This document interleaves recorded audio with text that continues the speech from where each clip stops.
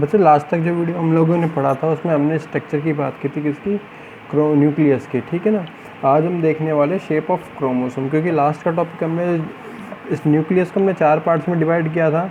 First था आपका nuclear membrane था, जो कि उसके ऊपर की तरफ पाई जा रही थी। कुछ इस प्रकार से हमने एक न्यूक्लियस का फॉर्मेशन किया था। इसमें ऊपर की तरफ क्या पाई जाती थी, न्यूक्लियर मेम्ब्रेन पाई जाती थी, ठीक है ना। ऊपर की तरफ क्या पाई जाती थी, न्यूक्लियर मेम्ब्रेन। यहाँ पे कुछ न्यूक्लियर मेम्ब्रेन के बीच में क्या होता है, गैप पाया जाता है। बीच में एक पोर लाइक गैप पाया जाता है, एक छेद की तरह गैप पाया जाता है। इसको हमने बोला था न्यूक्लियर पोर। इसके अंदर एक लिक्विड सब्सटेंस भरा हुआ था, लिक्विड सब्सटेंस भरा हुआ था। इसमें क्या थे, प्रोटीन वगैरह, डीएनए, आरएनए और एंजाइम्स वगैरह पाए जाते हैं। इसको हमने बोला था न्यूक्लियोप्लाज्म। इसको हमने बोला था न्यूक्लियोप्लाज्म बोला था, ठीक है ना। साथ ही एक न्यूक्लियस के अंदर एक बॉल लाइक स्ट्रक्चर और मिल रही थी, ठीक है ना। क्या मिल रही थी, बॉल लाइक स्ट्रक्चर और मिल रही थी। इस बॉल लाइक स्ट्रक्चर को हमने बोला था न्यूक्लियोलस। क्या बोला था, न्यूक्लियोलस बोला था। इसमें क्या होता है, लगभग 85% तो प्रोटीन पाए जाते हैं और राइबोसोमल आरएनए पाया जाता है, और 5% क्या अप्रॉक्सीमेटली क्या पाया जाता है, डीएनए पाया जाता है, ठीक है ना। अंदर की तरफ क्या पाए जाते हैं, क्रोमोसोम्स पाए जाते हैं। और क्रोमोसोम्स को हमने 2 पार्ट्स में डिवाइड किया था। एक बात की थी हमने हेट्रोक्रोमेटिन की, एक बात की थी हमने यूक्रोमेटिन की, ठीक है ना। अब ये जो क्रोमोसोम है हमने यहाँ पे भी देखा था डिटेल में। ये जो डार्क वाला पार्ट है, ये जो क्या है, डार्क वाला पार्ट है, इसको हमने बोला था हेट्रोक्रोमेटिन रीजन, जो कि क्या होता है, जेनेटिकली इनएक्टिव होता है, इनर्ट होता है, ज़्यादा काम का नहीं होता, ठीक है ना। और जब भी ये रैपिड ग्रो करेगा तो हमेशा क्या करेगा, बहुत ज़्यादा स्लोली रेप्लिकेट करने का काम करेगा, ठीक है ना। स्लोली रेप्लिकेट करने का काम करता है। ये जो ऊपर वाला थिन पार्ट पाया जा रहा है, ऊपर वाला जो थिन पार्ट पाया जा रहा है, इसको हमने बोला था यूक्रोमेटिन रीजन। इसको हमने क्या बोला था, यूक्रोमेटिन रीजन इसको हमने बोला था, जो कि क्या होता है, जेनेटिकली एक्टिव होता है, जो कि क्या होता है, जेनेटिकली एक्टिव होता है, ठीक है ना। और ये रेप्लिकेट भी क्या करता है, बहुत ज़्यादा रैपिडली करता है, बहुत ज़्यादा तेज़ी से क्या करता है, रैपिडली ग्रोथ करता है, ओके। तो आज हम बात करने वाले शेप ऑफ क्रोमोसोम की। ये जो हमने बनाया है अंदर की स्ट्रक्चर, ठीक है ना, ये जो स्ट्रक्चर बनाई है किस शेप में पाई जा रही है, इसको और डिटेल में देखा जाए तो किस प्रकार से देखा जाएगा, ठीक है ना। और ये 3-4 तरह से हो सकता था, और एक मेन स्ट्रक्चर की हम लोग बात कर लेंगे, वो कैसे पाई जाती है, ठीक है ना। तो अब हम बनाते हैं shape of chromosome. Shape of chromosome actual में कितनी होती है, 4 टाइप की स्ट्रक्चर पाई जाती है, 1 2 3 4। ये पहली देख लेते हैं अभी, ठीक है ना। पहली देख लेते हैं, फर्स्ट होती है वी शेप। इंग्लिश में वी होता है, उस प्रकार से क्या पाई जाती है, फर्स्ट होती है वी शेप। क्या फर्स्ट स्ट्रक्चर के रूप में पाई जाती है वी शेप, जैसे कि इसमें, ओके। तो वी शेप में क्रोमोसोम क्या पाया जाता है, बीच में क्या होता है, हमेशा इसमें 2 क्रोमेटिड्स पाए जाते हैं एक क्रोमोसोम के अंदर। 2 विंग्स लाइक स्ट्रक्चर पाए जाते हैं। ये जो विंग्स लाइक स्ट्रक्चर होते हैं, ठीक है ना, इनको बोलते हैं हम लोग क्रोमेटिड्स। क्रोमेटिड्स, ठीक है ना। ये बीच में जो स्ट्रक्चर पाई जाती है इसे बोलते हैं हम लोग सेंट्रोमियर, ठीक है ना। अभी सेंट्रोमियर के अकॉर्डिंग हमने क्या हुआ है, इस शेप को बांटा हुआ है। इस सेंट्रोमियर के अकॉर्डिंग हमने क्या किया हुआ है, शेप को बांटा हुआ है। सेंट्रोमियर इसके क्या है, सेंटर में पाया जा रहा है, जिससे दोनों क्रोमेटिड्स, जो दोनों विंग्स लाइक स्ट्रक्चर है, ये क्या हो रहे हैं, आपस में वी शेप में मुड़े हुए हैं। वी शेप में क्या है, मुड़े हुए हैं। और ये सेंट्रोमियर सेंटर में है, मतलब सेंट्रोमियर का जो रीजन है बीच में पाया जा रहा है क्रोमोसोम के, इसीलिए इसको बोल देते हैं मेटासेंट्रिक। मेटा का एक्चुअल में मतलब होता है बीच का, ठीक है ना। ये तो हो जाती है आपकी फर्स्ट स्ट्रक्चर, ठीक है ना। ये क्या हो जाती है, फर्स्ट स्ट्रक्चर। सेकंड स्ट्रक्चर आती है L shape. L shape, L shape में क्या होगा, ये जो सेंट्रोमियर होगा एक एल की तरह की स्ट्रक्चर बनवाएगा, जिसमें एक विंग्स तो इस प्रकार से पाया जाएगा जैसे एल में बनता है नीचे वाला रीजन, और दूसरा क्रोमेटिड इस रीजन में पाया जाएगा, ठीक है ना। ये क्या बना रहा है, एल शेप बना रहा है, ठीक है ना। ये क्या बना रहा है, एल शेप बना रहा है। इसमें जो क्रोमेटिड है, जो कि इसमें जो सेंट्रोमियर है, ये क्या होता है, थोड़ा सा पेरिफ्री की तरफ आने लग जाता है। किस तरफ, पेरिफ्री की तरफ आने लग जाता है, ठीक है। तो इसको हम लोग बोल सकते थे क्या, सब मेटासेंट्रिक, सब मेटा सेंट्रिक। ओके,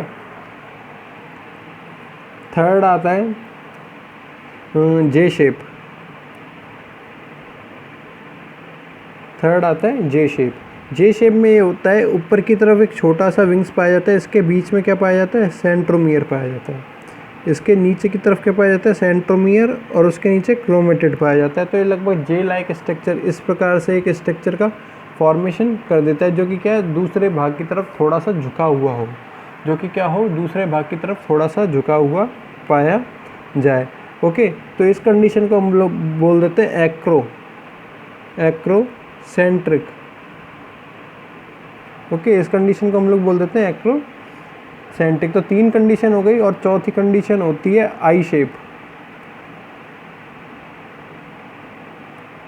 चौथी कंडीशन होती है आई शेप की। इसमें क्या होता है, दोनों क्रोमोसोम एक ही रीजन की तरफ, दोनों क्रोमेटिड क्या होते हैं, एक ही रीजन की तरफ एक दूसरे को ढके हुए पाए जाते हैं। ये हो जाएगा ऊपर की तरफ सेंट्रोमियर, सेंट्रोमियर, ठीक है ना। इस कंडीशन को हम लोग बोलते हैं टीलो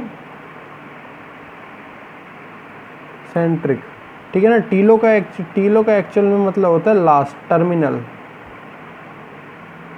क्या होता है, लास्ट या टर्मिनल एंड। ये जो क्रोमोसोम होता है, इसके जो टर्मिनल एंड होता है, इस पे क्या पाया जाएगा, सेंट्रोमियर पाया जाएगा। इसीलिए इसकी शेप क्या हो जाती है, बिल्कुल आई के समान हो जाती है। क्या हो जाती है, आई के समान हो जाती है। तो इस प्रकार से हमने क्रोमोसोम की 4 स्ट्रक्चर देखी है। फर्स्ट स्ट्रक्चर थी वी शेप, सेकंड थी एल, थर्ड थी जे, और फोर्थ थी आई शेप। फोर्थ होती है आई शेप, आई शेप की स्ट्रक्चर। ओके, फिर हम बात करते हैं स्ट्रक्चर ऑफ क्रोमोसोम की। ये अभी हमने देख ली शेप की, फिर हम बात करते हैं किसकी, स्ट्रक्चर ऑफ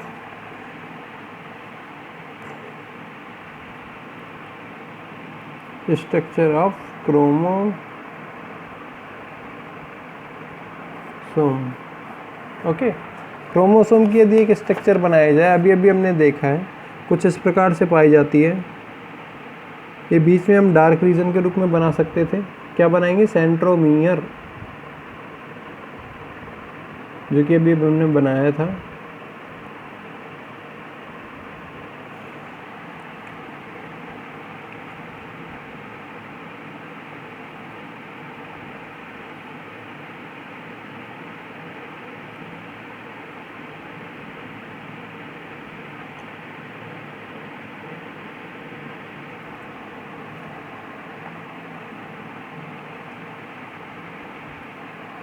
इस शेप में क्या हो सकता था, एक क्रोमोसोम मिल सकता था।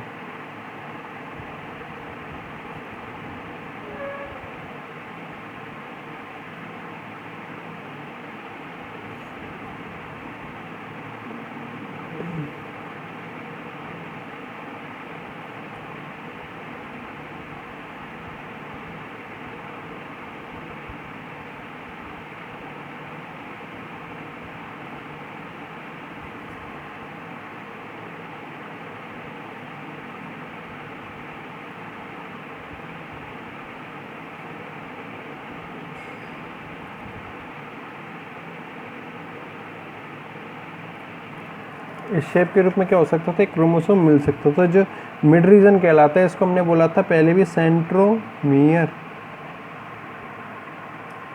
या इसका दूसरा नाम भी दे सकते थे हम लोग, सेंट्रोसोम।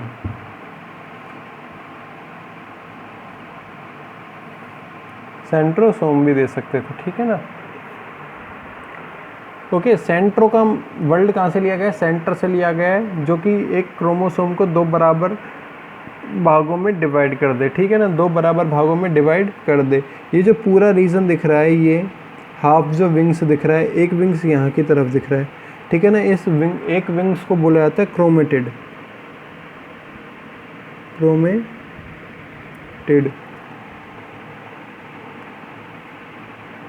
क्रोमेटिड मतलब दो क्रोमेटिड मिलकर क्या बनाएंगे, एक क्रोमोसोम का फॉर्मेशन करेंगे। दो क्रोमेटिड मिलकर, दो आधे आधे क्रोमोसोम मिलकर क्या बनाएंगे, एक पूरे क्रोमोसोम का फॉर्मेशन करेंगे। ओके, तो इनको बोल दिया हमने क्रोमेटिड बोल दिया है। इस रीजन की तरफ ये क्या हुआ है, थोड़ा सा दबा हुआ पाया जाता है। इस रीजन की तरफ क्या होता है, ये थोड़ा सा प्रेस पाया जाता है, दबा हुआ पाया जाता है। ये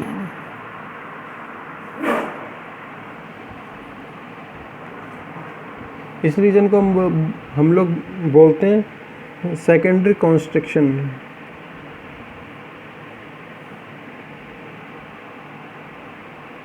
सेकेंडरी कॉन्स्ट्रिक्शन, ठीक है ना। सेकेंडरी क्यों है, फर्स्ट ये वाला हो गया यहाँ से प्रेस है सेंट्रोमियर से, सेकेंडरी ये वाला हो गया सेकेंडरी कॉन्स्ट्रिक्शन। और सेकेंडरी कॉन्स्ट्रिक्शन के बाद में जो क्रोमोसोम का पार्ट पाया जाता है, इसे हम लोग बोलते हैं सैटेलाइट। इसे क्या बोलते हैं हम लोग, सैटेलाइट, ठीक है ना। इसे क्या बोला जाता है, सैटेलाइट बोला जाता है। अब बात आती है इसकी, इस पे क्या होता है, जो अंदर की तरफ रीजन पाया जाता है क्रोमोसोम का, इस पे पाए जाते हैं छोटे छोटे बीड लाइक स्ट्रक्चर, मोती के समान स्ट्रक्चर्स पाई जाती हैं, ठीक है ना। मोती के समान क्या पाई जाएंगी, स्ट्रक्चर्स पाई जाएंगी। इन्हें हम लोग बोलेंगे क्रोमोनिमेटा। इन्हें हम लोग क्या बोलेंगे, क्रोमोनिमेटा।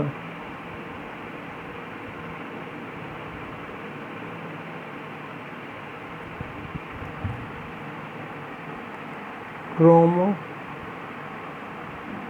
कर देते हैं लोग, इससे बढ़िया, ठीक है ना। इसे हमने बोल दिया क्या, क्रोमोनेमा बोल दिया है।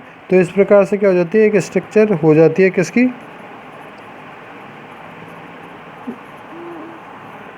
क्रोमोसोम की। क्रोमोसोम की क्या हो जाती है, एक स्ट्रक्चर बन जाती है। इसमें जिसमें हमने क्या बात की है, हमने ये बात की जो सेंट्रोमियर वाला रीजन होता है, इससे दो हाफ क्रोमोसोम्स या विंग्स लाइक स्ट्रक्चर, पंखों के समान संरचनाएं, ठीक है ना, निकली हुई होती हैं दोनों की तरफ, दोनों ही साइड में, दोनों लेटरल पार्ट्स में, ठीक है। इन स्ट्रक्चर्स को हमने नाम दिया है क्रोमेटिड। इन स्ट्रक्चर को हमने नाम दिया है क्रोमेटिड नाम दिया है, ठीक है ना। और इसी भाग को ही हम लोग क्या बोल सकते हैं, प्राइमरी कॉन्स्ट्रिक्शन।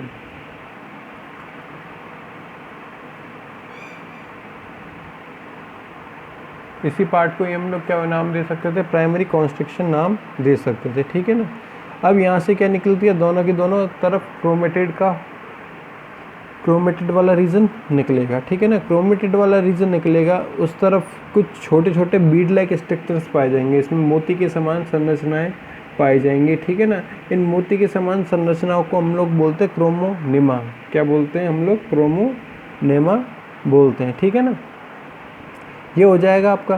फिर क्रोमोनिमा से थोड़ी सी आगे बढ़ते हैं हम लोग, तो क्रोमेटिड पे क्या पाया जाता है, थोड़ा सा प्रेस कंडीशन पाई जाती है, जहाँ पे क्रोमोसोम क्या हो जाता है, थोड़ा सा दब जाता है, प्रेस कंडीशन, ठीक है ना। इस कंडीशन को हम लोग बोलते हैं सेकेंडरी कॉन्स्ट्रिक्शन। और कॉन्स्ट्रिक्शन का मतलब एक्चुअल में यही होता है, सिकुड़ना। किसी भी चीज़ का क्या होना, सिकुड़ना, क्या कहलाता है, कॉन्स्ट्रिक्शन कहलाता है। सेकेंडरी दूसरी बार हो रहा है, फर्स्ट टाइम कब हुआ, सेंट्रोमियर पे हुआ, ठीक है ना। अब सेकेंडरी कॉन्स्ट्रिक्शन के बाद में जो क्रोमोसोम का या क्रोमेटिड का जो पार्ट पाया जाता है, इसे हम लोग बोलते हैं सैटेलाइट, ठीक है ना। इसे क्या बोलते हैं हम लोग, सैटेलाइट। यहाँ से क्रोमोसोम डिवाइड भी हो सकता है, टूटकर अलग भी हो सकता था। और जो क्रोमोसोम का टेल पार्ट पाया जाता है, बिल्कुल लास्ट एंड होता है, इसे हम लोग बोलते हैं टीलोमियर। टीलो का मतलब क्या होता है, टर्मिनल, ठीक है ना। टीलो का मतलब होता है टर्मिनल या एंड, ठीक है ना। इसे हम लोग बोलते हैं टीलोमियर रीजन। ओके, तो इस प्रकार से क्या हो जाती है, एक सिंगल टाइप के क्रोमोसोम की स्ट्रक्चर हो जाती है। इसमें क्या होता है, दो क्रोमेटिड्स पाए जाते हैं, क्या पाए जाते हैं, क्रोमेटिड्स पाए जाते हैं। और एक क्रोमोमियर जो होते हैं, उन पे क्या पाए जाते हैं, जीन्स पाए जाते हैं, ठीक है ना, जो कि क्या होते हैं, किसी भी हेरिडिटी की यूनिट होती है। जितने भी लक्षण एक पेरेंट से दूसरे चाइल्ड में, या कह सकते हैं एक जनरेशन से दूसरे जनरेशन में जाते हैं, किसके द्वारा जाते हैं, जीन्स के द्वारा जाते हैं। जीन्स इसी पर लगे हुए होते हैं। हम या तो बात कर सकते थे क्रोमोसोम की, या इसी को थोड़ा और डिटेल में देखेंगे तो डीएनए की बात कर सकते थे, और डीएनए से भी छोटा एक रूप पाया जाएगा, वो होगा जीन। ठीक है ना। इन तीनों का मतलब एक ही होता है, क्रोमोसोम है। इसी को थोड़ा और बड़ा करके देखा जाएगा जब भी, ठीक है ना, क्योंकि एक वाटसन क्रिक का एक मॉडल आएगा आगे, वो दिया गया था डीएनए के लिए, डबल हेलिक्स मॉडल, जो इसके लिए समझाता है कि इस पर डीएनए होता है वो इस प्रकार से पाया जाता है। ठीक है ना। फिर इसी को थोड़ा और एलेबोरेट करके देखा जाएगा तो क्या आ जाएगा, जीन का मॉडल आ जाएगा। तो इन तीनों को ही क्या बोल सकते हैं हम लोग, यूनिट ऑफ हेरिडिटी बोला जा सकता था। ठीक है ना। ये क्या हो जाता है, फिगर हो जाएगा किसका, स्ट्रक्चर ऑफ क्रोमोसोम का स्ट्रक्चर हो जाता है, जो कि क्या पाया जाता है, न्यूक्लियस के अंदर की तरफ पाया जाता है। अभी क्रोमोसोम की यदि बात की जाए तो सबसे पहले क्रोमोसोम को डिस्कवर किया गया था किसके द्वारा, स्ट्रासबर्गर के द्वारा। किसमें, प्लांट सेल के अंदर, और एनिमल सेल में डिस्कवर किया था वॉल्डेयर ने। ठीक है ना। तो एक बार लिख लेते हैं एक छोटी एक लाइन और, chromosome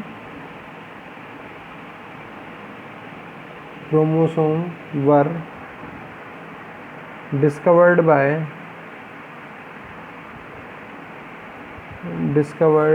by Strasburger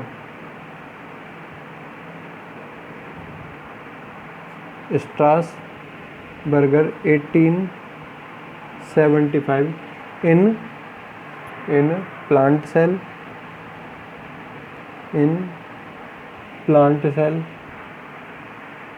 and by Waldeyer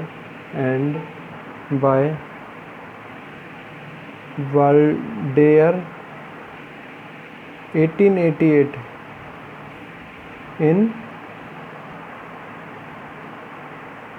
animal cell के अंदर किसने किया था सबसे पहले डिस्कवर, इसको वाल्डेयर के द्वारा किया गया था। बाकी आपका ये चैप्टर आज क्या हो जाता है, कंप्लीट हो जाता है। हम नए चैप्टर को हम नेक्स्ट वीडियो से चालू करेंगे। Thank you.